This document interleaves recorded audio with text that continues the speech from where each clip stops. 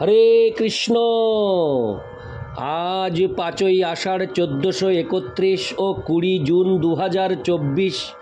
আজ আমি শ্রীমদ্ ভাগবতম পাঠ করছি।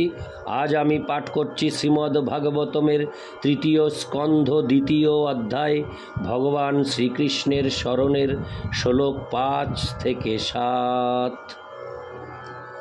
অডিওর শুরুতে সকল ভক্তিমতী মা ও ভক্তবৃন্দের শ্রীচরণে আমার দণ্ডবত কোটি কোটি প্রণাম জানিয়ে আমি একটি আবেদন রাখছি, আপনারা কৃপাপূর্বক আমার এই ছোট্ট ইউটিউব চ্যানেল জীবনের পূর্ণতাকে সাবস্ক্রাইব করে এই পৃথিবীতে শ্রীমদ্ ভাগবতমের মহিমা প্রকাশ করতে আমাকে সহযোগিতা করুন।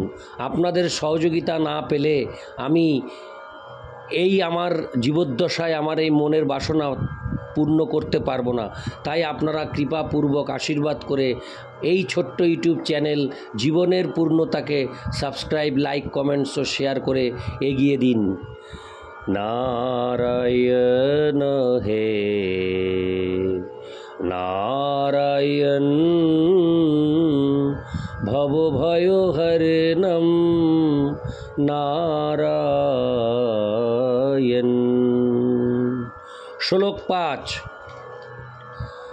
পুলকোদ্ভিন্ন সর্বাঙ্গ মুঞ্চন্নীলদৃশা শুচ পূর্ণার্থ লক্ষিতস্তেন স্নেহ প্রসর সংপ্লুত। অনুবাদ: বিদুর পূর্ণ ভগবত প্রেমজনিত বিকার সমূহ উদ্ভবের সর্বাঙ্গে প্রকাশ পেতে দেখলেন। তার ঈষৎ উন্মিলিত নেত্রদ্বয় থেকে অশ্রু ঝরে পড়তে লাগল। বিদুর বুঝতে পারলেন যে উদ্ভব প্রগাঢ় ভগবত প্রেম লাভ করে কৃতার্থ হয়েছেন। তাৎপর্য: ভগবানের অভিজ্ঞ ভক্ত বিদুর সর্বোচ্চ স্তরের ভক্তির লক্ষণ সমূহ দর্শন করে বুঝতে পেরেছিলেন যে উদ্ভব ভগবত ভক্তির সিদ্ধ অবস্থা প্রাপ্ত হয়েছেন। দিব্যভাব অনুভবের ফলে দেহে যে বিকার সমূহ প্রকাশ পেতে দেখা যায় তা চিন্ময় স্তরের বিষয়, তা অভ্যাস দ্বারা প্রকাশিত কৃত্রিম অভিব্যক্তি নয়। ভক্তির বিকাশের 3টি স্তর রয়েছে। প্রথম স্তরটি হচ্ছে ভক্তির বিধিনিষেধ পালন করার বৈধি ভক্তির স্তর। দ্বিতীয় স্তরটি হচ্ছে অবিচলিতভাবে ভগবত ভক্তির রস আস্বাদন করে তার মহিমা উপলব্ধি করা। এবং চরম স্তরটি হচ্ছে দিব্য প্রেম অনুভব করা, যার লক্ষণসমূহ প্রকাশিত হয় দেহের অপ্রাকৃত অভিব্যক্তির মাধ্যমে। শ্রবণ, কীর্তন, স্মরণ আদি ভক্তির 9টি অঙ্গের অনুশীলনের মাধ্যমে এই পন্থাটি শুরু হয়। নিয়মিতভাবে ভগবানের মহিমা এবং লীলাবিলাস শ্রবণ করার ফলে হৃদয়ের কলুষ বিধৌত হতে শুরু হয়। মানুষ যতই এই কলুষ থেকে মুক্ত হয় ততই সে ভগবত ভক্তির অনুশীলনে নিষ্ঠাপরায়ণ হয়।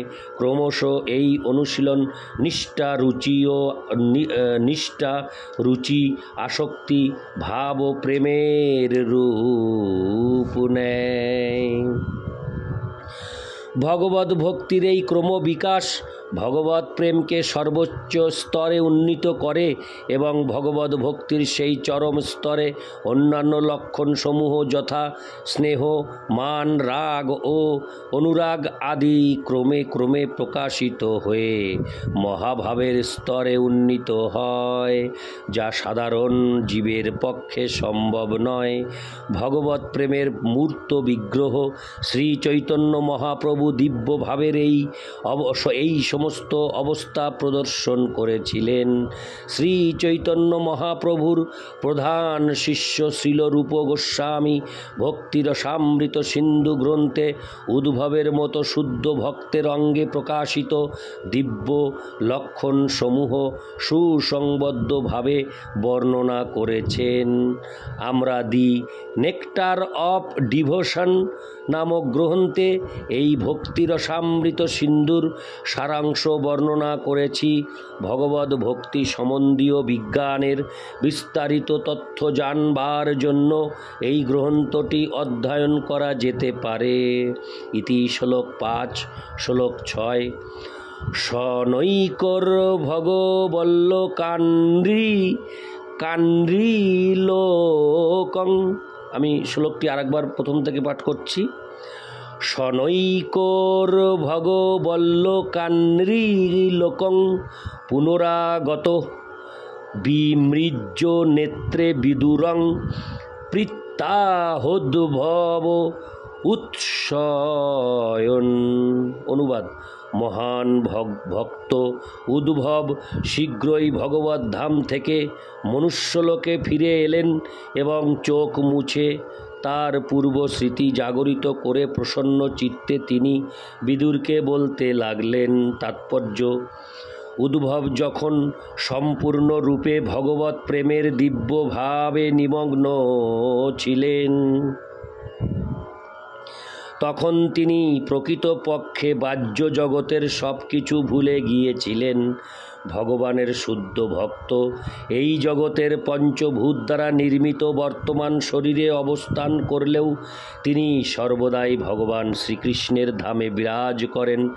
ভগবানের শুদ্ধ ভক্ত প্রকৃতপক্ষে জড় জাগতিক স্তরে থাকেন না, কেননা তিনি সর্বক্ষণ ভগবানের চিন্তায় মগ্ন থাকেন। উদ্ভব যখন বিদুরের সঙ্গে কথা বলতে চেয়েছিলেন, তখন তিনি ভগবত ধাম দ্বারকা থেকে মনুষ্যলোকের জড়স্তরে নেমে এসেছিলেন। ভগবানের শুদ্ধ ভক্ত ভগবানের অপ্রাকৃত প্রেমময়ী সেবা সম্পাদনের উদ্দেশ্যেই কেবল জড়জগতে বিরাজ করেন, কোনো জাগতিক কারণে নয়। জীব তার অস্তিত্বের অবস্থান অনুসারে জড় জগতে অথবা ভগবানের দিব্য ধামে থাকতে পারে। শ্রী চৈতন্য চরিতামৃত গ্রন্থে শ্রীলরূপ গোস্বামীর প্রতি শ্রী চৈতন্য মহাপ্রভুর উপদেশ বর্ণনায় জীবের বদ্ধ অবস্থার পরিবর্তনগুলি বিশ্লেষণ করে বলা হয়েছে। সারা ব্রহ্মাণ্ড জুড়ে জীবেরা জন্ম জন্মান্তরে তাদের স্বীয় কর্মের ফল ভোগ করছে। তাদের মধ্যে কেউ হয়তো শুদ্ধ ভক্তের সঙ্গের দ্বারা প্রভাবিত হতে পারে এবং ভগবদ ভক্তি অনুশীলন করার সুযোগ পাওয়ার মাধ্যমে ভগবদ ভক্তিতে রুচি লাভ করতে পারে। এই রুচি হচ্ছে ভগবদ ভক্তির বীজ, এবং যে সৌভাগ্যবান ব্যক্তি সেই বীজ প্রাপ্ত হয়েছেন তাকে উপদেশ দেওয়া হয়েছে তিনি যেন সেই বীজটিকে হৃদয়ে রোপণ করেন। সেই বীজটিতে জল সিঞ্চন করার ফলে তা অঙ্কুরিত হয়।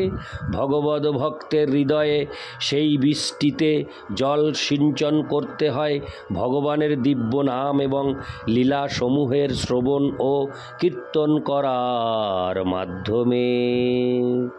এইভাবে ভক্তিলতা বীজ পুষ্ট হয়ে ধীরে ধীরে বাড়তে থাকে এবং মালি রূপে ভগবদ ভক্ত নিরন্তর শ্রবণ ও কীর্তন করার মাধ্যমে তাতে জল সিঞ্চন করতে থাকেন। সেই ভক্তিলতা ধীরে ধীরে বর্ধিত হয়ে ব্রহ্মাণ্ড ভেদ করে বৈকুণ্ঠে প্রবেশ করে। তারপর তা আরও বর্ধিত হয়ে গোলক বৃন্দাবনে পৌঁছয়। ভক্তমালী এই জড় জগতে থাকা সত্ত্বেও শ্রবণ কীর্তনের মাধ্যমে ভগবদ ভক্তি অনুষ্ঠান করার ফলে ভগবত ধামের সঙ্গে যুক্ত থাকেন। একটি লতা যেমন কোনো বলবান বৃক্ষকে অবলম্বন করে, তেমনি ভক্তিলতা ভগবদ ভক্ত কর্তৃক পুষ্ট হয়ে ভগবানের চরণাশ্রয় গ্রহণ করে স্থিরতা লাভ করে। সেই লতাটি এইভাবে স্থির হওয়ার পর তাতে ফল ফলতে শুরু করে এবং যে মালি সেই লতাটির পুষ্টি সাধন করেছেন তিনি তখন সেই ভগবৎ প্রেম রূপ ফল আস্বাদন করতে সক্ষম হন এবং তার ফলে তার জীবন সার্থক হয়। উদ্ভব যে সেই স্তর লাভ করেছিলেন তার আচরণের মাধ্যমে তা স্পষ্টভাবে প্রকাশ পেয়েছিল। তিনি একই একই সঙ্গে ভগবানের পরম ধামে পৌঁছতে পারতেন, আবার এই জগতেও প্রকট হতে পারতেন। ইতি শ্লোক 6। শ্লোক 7। উদ্ভব উবাচ কৃষ্ণোদ্দু মণি নিম্লোচে গীর্ণেশ্ব জগরে নোহ কিং নু ন কুশলং ব্রোয়াং গত শিশু গৃহেশ্বহম। অনুবাদ শ্রী উদ্ভব বললেন, হে প্রিয় বিদুর, কৃষ্ণরূপ সূর্য অস্তমিত হওয়ায় কালরূপ মহাসর্প আমাদের গৃহকে গ্রাস করেছে। অতএব আমাদের কুশল সম্বন্ধে আমি আর কি বলবো। তাৎপর্য: কৃষ্ণ সূর্যের অন্তর্ধান সম্বন্ধে শ্রীল বিশ্বনাথ চক্রবর্তী ঠাকুর তার ভাষ্যে বলেছেন, বিদুর যখন আভাস পেয়েছিলেন যে মহান যদুবংশ এবং তার স্বীয় পরিবার কুরুবংশ ধ্বংস হয়েছে, তখন তিনি গভীর শোকে অভিভূত হন। উদ্ভব বিদুরের শোক বুঝতে পেরেছিলেন এবং তাই তিনি সর্বপ্রথমে তার সহানুভূতি প্রদর্শন করে বলেছিলেন যে সূর্যাস্তের পর সব কিছু অন্ধকার হয়ে যায়। যেহেতু সারা জগৎ শোকের অন্ধকারে নিমজ্জিত হয়েছিল, তাই বিদুর কিংবা উদ্ভব অথবা অন্য কারোর পক্ষেই সুখী হওয়া সম্ভব ছিল না। উদ্ভব ও বিদুরের মতোই শোকাচ্ছন্ন হয়েছিলেন, তাই তাদের কুশল সম্বন্ধে অধিকার কিছু বলার ছিল না। এখানে শ্রীকৃষ্ণের সঙ্গে সূর্যের তুলনা অত্যন্ত উপযুক্ত হয়েছে। সূর্য অস্ত যাওয়ার সঙ্গে সঙ্গে আপনা থেকেই অন্ধকার হয়ে যায়, কিন্তু সাধারণ মানুষ যে অন্ধকার অনুভব করে তা উদয়ের সময় হোক অথবা অস্তের সময়ই হোক সূর্যকে প্রভাবিত করে না। শ্রীকৃষ্ণের আবির্ভাব এবং তিরোভাব ঠিক সূর্যেরই মতো। তিনি অসংখ্য ব্রহ্মাণ্ডে প্রকট হন ও অপ্রকট হন, এবং যতক্ষণ পর্যন্ত তিনি কোনো ব্রহ্মাণ্ডে উপস্থিত থাকেন ততক্ষণ তার দিব্য জ্যোতিতে সারা ব্রহ্মাণ্ড উদ্ভাসিত হয়ে ওঠে। কিন্তু যে ব্রহ্মাণ্ড থেকে তিনি চলে যান তা অন্ধকারে আচ্ছন্ন হয়। তার লীলা কিন্তু নিত্য। সূর্য যেমন পূর্ব গোলার্ধে অথবা পশ্চিম গোলার্ধে বর্তমান থাকে, ঠিক তেমনি ভগবানও কোনো না কোনো ব্রহ্মাণ্ডে সব সময় উপস্থিত থাকেন। সূর্য সর্বদাই বর্তমান হয় ভারতে নয়তো আমেরিকায়, কিন্তু ভারতবর্ষে যখন সূর্য থাকে তখন আমেরিকা অন্ধকারাচ্ছন্ন, আর সূর্য যখন আমেরিকায় থাকে তখন যে গোলার্ধে ভারতবর্ষ অবস্থিত তা অন্ধকারে আচ্ছন্ন হয়।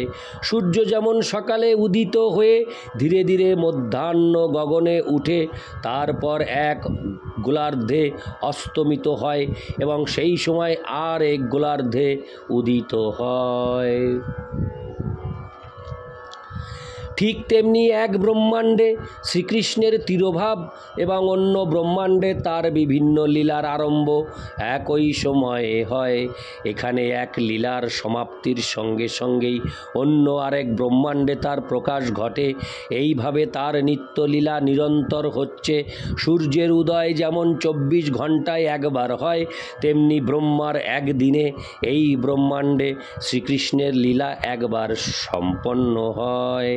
ভগবদ্গীতায় বর্ণনা করা হয়েছে যে ব্রহ্মার একদিনের সময়সীমা 430 কোটি বছর, কিন্তু ভগবান যেখানেই উপস্থিত থাকেন শাস্ত্রে বর্ণিত তার সমস্ত লীলা সমূহই নিয়মিত সময়ের ব্যবধানে অনুষ্ঠিত হয়।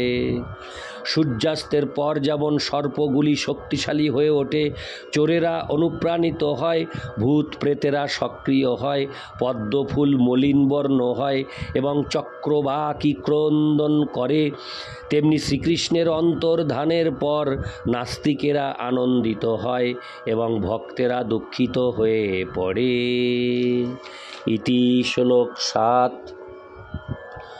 অডিওর পরিশেষে আমার সকল ভক্তিমতী মা ও ভক্তবৃন্দের শ্রীচরণে দণ্ডবত প্রণাম জানিয়ে আবেদন রাখছি, আপনারা আমার এই ছোট্ট ইউটিউব চ্যানেল জীবনের পূর্ণতাকে সাবস্ক্রাইবের মাধ্যমে অনেক দূর পৌঁছে দিন এবং প্রত্যেকটি অডিও প্রথম থেকে শেষ পর্যন্ত শ্রবণ করে কৃতার্থ হন।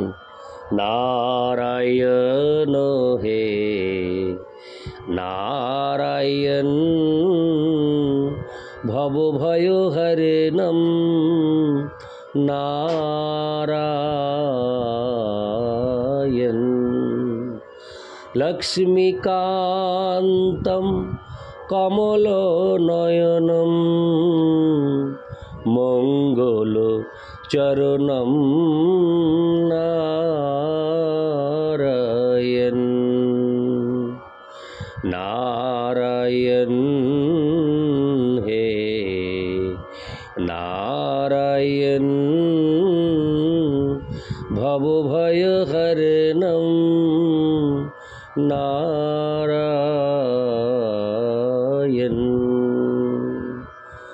হরে কৃষ্ণ, হরি বল।